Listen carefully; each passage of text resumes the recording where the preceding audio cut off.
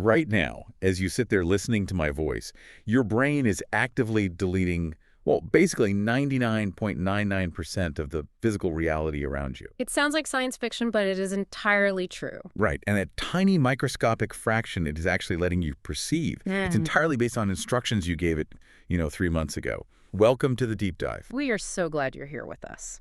Whether you are prepping for a major meeting, trying to catch up on the latest research, or you just, love collecting those genuine aha moments, today's exploration is designed to shortcut your path to being well-informed. That's right. We are looking at 4 seemingly disconnected concepts that all point to one massive revelation, and that is how to take back control from the hidden, unseen systems that dictate our lives. Yeah, that is the core mission today. We are looking at a massive global health crisis involving microscopic superbugs, the ancient spiritual lineage of a modern medical innovator, the literal biological timelines of what happens when you stop eating, and finally, those neurological filters in your brain that are literally shaping the physical world you interact with. Okay, let's unpack this. Yeah. Because before we can even begin to optimize our own internal biology, we have to start with the external biological threats facing us as a species. Which are significant, to say the least. Exactly. Hmm. I'm looking at the data from the Global Burden of Disease study, which tracked antimicrobial resistance, or AMR, from 1990 all the way to 2021. And the sheer scale is it's staggering. Your numbers are really sobering. Yeah. In 2021 alone, there were 4.71 million deaths associated with bacterial AMR, and 1.14 million deaths directly attributable to it. But I need you to help me make sense of this, Great. because there's a glaring contradiction in the numbers here. Oh, yeah. Let's hear it. So between 1990 and 2021, deaths from AMR in kids under 5 plummeted by over 50%. Which is a massive victory for global health. Right. Mostly driven by, vaccines and better sanitation. Yeah. But over that exact same period, for adults over 70, AMR mortality surged by over 80%. Well, yeah, the divergence is wild. I just don't understand the mechanism there. Like, why are we saving the toddlers but losing the grandparents at such an alarming rate? Well, if we connect this to the bigger picture, it really comes down to a perfect storm of shifting demographics and underlying biology. First, we just have a rapidly aging global population. Okay, that makes sense. And with age comes a biological process called immunosenescence, which is basically the natural, inevitable weakening of the immune system's response over time. Second, we are dealing with a massive global rise in comorbidities. Like, what kind of comorbidity? Things like type 2 diabetes and chronic kidney disease, they are just rampant in that older demographic, and those conditions compromise blood flow and cellular immunity, which makes those patients, far more vulnerable to severe systemic infections. So the older population is physically more vulnerable. But what about the bacteria themselves? Because the data highlights a terrifying surge in what the WHO calls critical priority superbugs. Right, the bugs themselves are changing. The one that jumped out at me is carbapenem-resistant gram-negative bacteria. I mean, that is a mouthful. What does that actually mean on a biological level? I know, it's a long name. But to understand why this is so dangerous, think of these bacteria as like an invading army that has suddenly evolved to wear titanium armor. Titanium armor, okay? Yeah, gram-negative bacteria possess a really complex double cell wall. That outer membrane acts as a formidable physical barrier that prevents most antibiotics from even entering the cell in the first place. Wow, so the drugs just bounce off. Pretty much. But it gets worse, because these specific bacteria have also developed the ability to produce enzymes called carbapenemases. Wait, enzymes that do what exactly? They act like molecular scissors. So carbapenems are basically our heavy artillery. There are last resort antibiotics used in hospitals when absolutely nothing else works. Oh, man. But these bacteria release enzymes that literally cut the antibiotic molecules to pieces before the drug can even do its job. And mortality attributable to that specific resistance rose more than any other antibiotic class over the last 3 decades. That is genuinely terrifying. So what does this mean for you, the person listening right now? It means the medical reality you are walking into today is essentially an echo. Exactly, an echo. It is the delayed compounding result of decades of global antibiotic overuse, both in human healthcare and in agriculture. And the projections for the future are grim.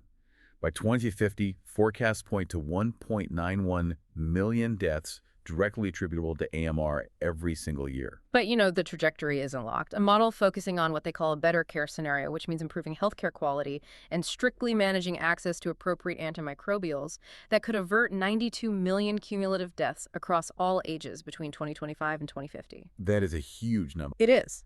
Furthermore, if the scientific community can successfully develop a new pipeline of drugs, specifically targeting those gram-negative bacteria we just talked about, we could avert another 11.1 million deaths. But we can't just throw new chemicals at a broken system and expect a different result. Yeah. Like, if we want to prevent this collapse, we have to completely rethink how the medical system operates on the front lines. Absolutely. We need a systemic reset. And there is a visionary who actually saw this exact superbug crisis coming way back in 1989, Dr. Katyali Srivatsa. Yes. His foresight is truly remarkable. I mean, in the late 80s and 90s, the medical establishment was largely celebrating antibiotic victories. But he was actively warning that the standard operating procedures of hospitals, specifically the culture of defensive prescribing, were basically brewing a superbug pandemic. Defensive prescribing. That is when doctors are terrified of litigation or just overwhelmed by patient volume, so they prescribe antibiotics for a viral infection just in case. Yeah. Right. That is the core issue, yeah. It is a system completely overwhelmed by noise.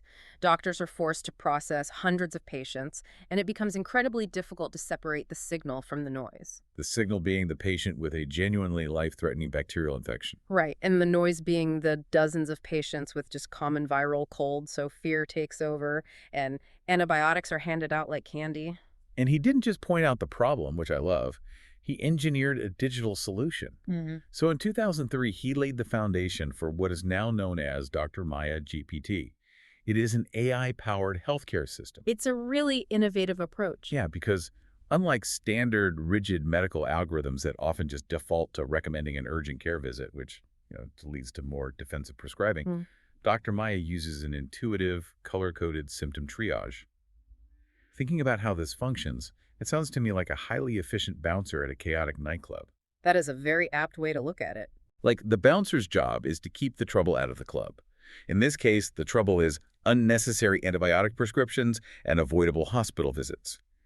The AI assesses the symptoms and filters out the noise, essentially telling the patient with a mild viral infection to just rest at home. Exactly. But it immediately recognizes the signal of a critical case and safely guides that vulnerable patient inside the healthcare system to get immediate, targeted help. The mechanics of the AI are brilliant, but what's fascinating here is the underlying philosophy that built it. Dr. Srivatsa's work has a deeply spiritual underpinning that completely recontextualizes what we think of as modern technology. I was hoping we'd get to this. He belongs to a 600-year-old Brahmin lineage known as the Vishwamitra Gotra. This part completely blew my mind. How does a 600-year-old spiritual lineage translate into artificial intelligence? Well, for centuries, his ancestors were scholarly advisors. They were literally the guardians of knowledge, tasked with filtering truth from illusion. Specifically, his family is connected to the Uluru Kartikeya temple in Karnataka, India. In that tradition, Kartikeya is the deity of war, but crucially, he is also the divine physician, the demon slayer. And Kartikeya uses the divine spear, the Vel, to destroy these demons, right? A weapon that never misses. Correct. But we have to look at what a demon represents in this context. In ancient Ayurvedic medicine, the demon isn't like a literal monster. The demon is noise. I see. It is illness, confusion, and the illusion of a symptom masking the true root cause. So Dr. Srivatsa's mission is fighting the modern demons of superbugs and systemic healthcare collapse. And his modern Vel, his precise weapon, is this color-coded AI diagnostic tool. That is incredible. It targets the exact severity of an illness without overwhelming the system with noise. It is just a stunning technological fulfillment of an ancient dharma to protect humanity from systemic poisons. It really is the ultimate merger of ancient spiritual philosophy and cutting-edge code. And the core principle here is so universal. Like, Dr. Maya prevents the global healthcare system from breaking down by stopping the constant unnecessary intake of patients. It filters the noise. Which makes me wonder, what if we apply that exact same principle to our own physical bodies? Because we are constantly overwhelming our internal biology with constant intake. We do it every single day. And that brings us to the biological timeline of fasting, specifically the OMAD protocol, 1 meal a day. Yeah, when I try to visualize what eating 3 meals a day plus snacks does to our internal systems, the best way I can picture it is a massive industrial warehouse. The warehouse analogy is perfect for Right. this. Imagine your body is that warehouse, and the delivery trucks just never ever stop pulling up to the loading dock. The warehouse manager is frantic, boxes are piling up in the aisles, the exits are blocked. Complete chaos. And there is a cleaning crew standing outside, but they can never actually get inside to do their jobs because the doors are always open to new deliveries. Fasting is just making the radical decision to lock the warehouse doors so the cleaning crew can finally get to work. And the physiological cascade that happens when you lock those doors is a masterpiece of evolutionary engineering. Let's actually walk you through the timeline. Let's do it. So when you finish your last meal, for the first 0 to 4 hours, your body is flooded with energy. Your pancreas releases insulin to handle the influx of glucose. And you really have to understand insulin as a one-way biological valve. Like, as long as insulin levels are high, energy can only flow into your cells. Your fat cells are locked tight, like bank vaults. Right. It is physically impossible to burn stored body fat during these first few hours. Which is exactly why constant snacking prevents weight loss, completely regardless of calories. But as we move from hours 4 to 12, insulin finally drops. Your body starts burning through the energy stored in your liver and muscles your glycogen. The backup reserves. Think of glycogen as the loose cash in your wallet. It is incredibly easy to access, but it is a limited supply. So around hour 6 or 8, the hunger hormone ghrelin spikes. Your stomach physically rumbles, and this is where most people panic, assume they are starving, and they eat. But they aren't starving. They are just addicted to cheap fuel. It is like a car that only knows how to run on standard gas suddenly being asked to switch to its backup battery system. It stutters. The engine knocks. That is a really great way to put it. But if you push through that initial stutter between hours 12 and 16, a massive biochemical shift occurs in the background. Insulin drops to its absolute baseline. Okay. This triggers the activation of an enzyme called hormone-sensitive lipase. This enzyme is the literal key that finally unlocks the fat cells. Your body seamlessly switches from burning sugar to burning its own stored body fat. And your liver converts those fatty acids into ketones. I found this part fascinating. Your brain actually prefers ketones. They burn much cleaner than glucose, producing significantly less metabolic waste. Exactly. That is exactly why people report this massive, euphoric mental lift around hour 16 of a fast. The brain fog just evaporates. Well, evolutionarily, that makes perfect sense. If our ancestors became lethargic and confused every time they missed a meal, our species would have been eaten by predators and died out instantly. That's very true. Hunger is not a signal to shut down. It is a highly evolved trigger that floods the brain with ketones to turn us into sharper, more focused hunters. Okay, but hours 16 to 18 is where the real physiological magic happens. The warehouse has been closed long enough. The internal cleaning crew finally arrives. Autophagy? Yes. Autophagy translates literally to self-eating because absolutely no new proteins or nutrients are coming in through the loading dock. Your cells are forced to scavenge for survival. Wow. They start hunting down damaged, misfolded proteins, which, by the way, is the exact kind of cellular junk that accumulates over time and leads to neurodegenerative diseases like Alzheimer's. So it's basically taking out the trash. Exactly.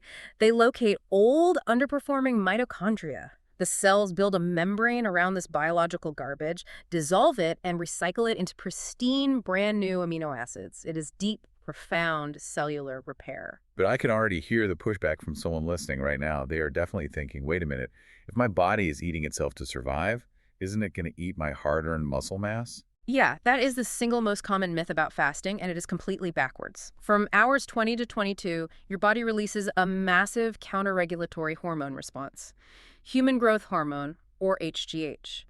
During a deep fast, HGH doesn't just bump up slightly. It can spike by an incredible 1,300 to 2,000%. Up to 2,000%, just from not eating. Yes, HGH acts like an impenetrable biological force field around your lean muscle tissue.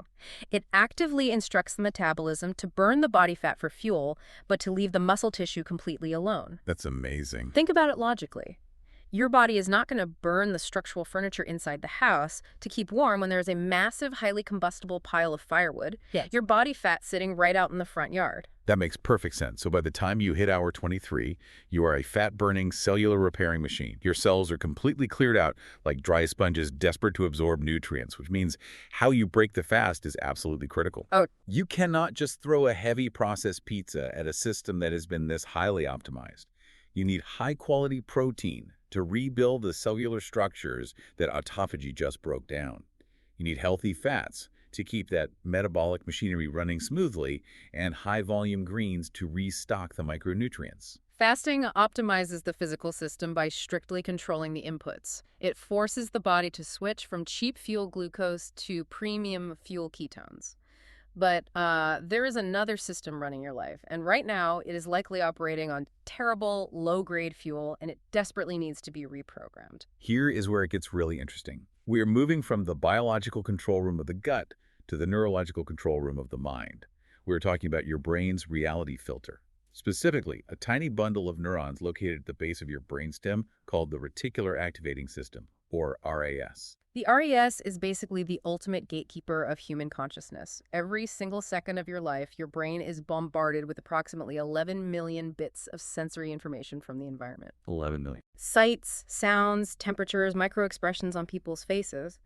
But your conscious mind, the part of you that is aware right now, can only process about 50 bits of that data per second. 11 million bits down to 50. That means your brain is actively, aggressively deleting 99.99% of physical reality before you even know it exists. Exactly. And it does not filter this information randomly. It filters the world based entirely on the specific instructions you have given it. Which is wild. This mechanism bridges a massive, fascinating gap between ancient mysticism and hard, modern science. For decades, you had mystics like Neville Goddard teaching that your internal imagination literally creates your external reality. Right. And now you have modern neuroscientists like Joe Dispenza explain the exact same phenomenon using the clinical language of neuroplasticity and quantum fields. Because the RAS will delete any opportunity, any resource, or any solution that doesn't match your dominant internal state. But there is a major catch here, and this is what echo theory is all about. The delay. Right, the RAS does not update instantly. You can't just think a positive thought and see the world change 5 minutes later. There's a built-in biological delay. A very significant delay. The neuroscientific data suggests it takes approximately 60 to 90 days of consistent, repetitive internal programming before the neural pathways of the RAS fully update their filtering mechanism. Wow. Which means a staggering truth.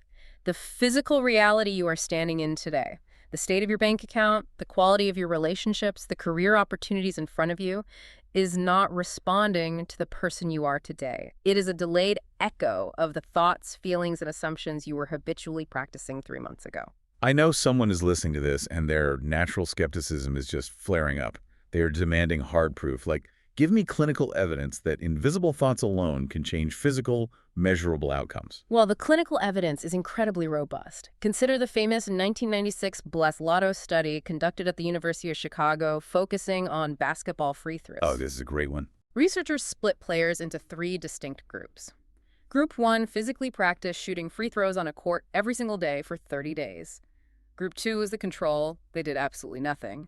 Group 3 never touched a physical basketball, but they spent 30 minutes a day vividly, intensely visualizing themselves making perfect free throws. And the physical results. After 30 days, the group that physically practiced improved their free throw accuracy by 24%. The visualization group, the athletes who only used their internal imagination, improved by 23%. That is almost identical. They achieved nearly identical physical results from purely mental inputs. By visualizing the act with intense emotional reality, they programmed their RAS to subconsciously recognize and execute the exact micro-adjustments in muscle tension needed for accuracy. And this extends far beyond sports psychology. I mean, look at the entire field of medicine and the placebo effect. Placebos are arguably the ultimate, undeniable proof of echo theory. When a patient takes a completely inert sugar pill but genuinely believes it's a powerful medicine, their brain alters its filtering and its chemistry. Yeah. Clinical studies show placebos can improve physical pain management by 30% and alleviate clinical depression by up to 40%. It isn't magic. The patient's profound expectation becomes a new instruction, and the RAS alters physical neurotransmitter production to match that new internal instruction. And if you want proof of how aggressively your brain will delete physical reality to match its instructions, look at the famous invisible gorilla experiment from Harvard. Oh, the gorilla test. Yes. Researchers asked people to watch a video of a basketball game and simply count the number of passes made by the team in white. Right in the middle of the video, A person in a full gorilla suit walks directly into the center of the game, turns to the camera, beats their chest, and slowly walks off screen. And consistently, 50% of the participants completely miss the gorilla. Half of them. They will argue with the researchers and swear it wasn't there until they are shown the replay. Because their RAS was given a strict instruction to look only for basketball passes, it literally deleted the visual data of a 6-foot gorilla as irrelevant background noise. So translate that to your own life. How many massive opportunities, how many obvious solutions to your problems are walking right past you every single day like that gorilla? Yep. But your brain is deleting them before you can see them because your default instructions are programmed to look for stress, scarcity, or reasons why you will fail. Exactly. If you want to change the physical output of your life, you have to rewrite the instructions. And researchers have actually broken this down into 4 actionable phases you can start today. Right. So phase 1 is to ruthlessly audit your default thoughts. Not the positive affirmations you want to think, but the actual background programs that run when you were exhausted or stressed. Do you inherently believe that making money requires suffering? Do you subconsciously expect people to betray you? You have to identify those baseline instructions first. Phase 2 is you have to delete the old programs. And you can't just forcefully suppress them. You have to actively interrupt the pattern. When you catch yourself spiraling in a negative loop, you have to mentally or even physically interrupt it. Like a pattern interrupt. Yeah. Snap a rubber band on your wrist, change your physical environment. You have to take the emotional charge away from the thought so the RAS stops flagging it as a high priority instruction. And then phase 3 is writing the new neural scripts. And this is exactly where superficial positive thinking completely fails. The RAS does not respond to vague, emotionless wishes. No, it doesn't. To build a new neural pathway, it requires 3 specific elements: extreme specificity, genuine emotion, meaning you have to feel the gratitude or excitement of the outcome before it happens, and repetition. You have to sustain this new signal every day across that entire 60 to 90-day window. And finally, phase 4, inspired action.